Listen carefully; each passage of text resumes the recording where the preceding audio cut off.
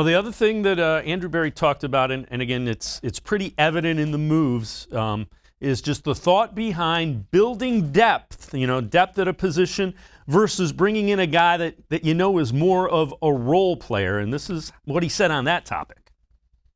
You probably start with both, hey, here's the baseline level of talent that we need, and here's how we would like that talent to produce, because this is the style of defense that we want to play.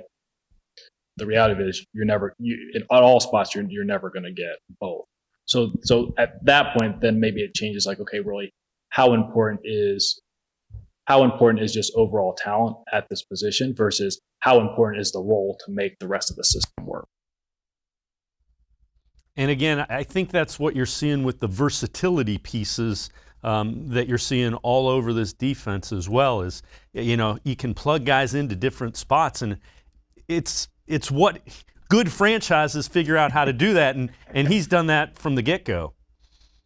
Yeah, and you almost look at, and I know it's a different side of the ball, but last year what you saw from the offensive line, the offensive line by the end of the year, you had tons of injuries and players that were going in and out. Obviously, Jack Conklin got taken out. You had Wyatt Teller, who was dealing with injuries, but at the same time, they had guys who might have played tackle that could kick inside. They had, Nick Harris, who could play a little bit of center, who also could kick out to guard.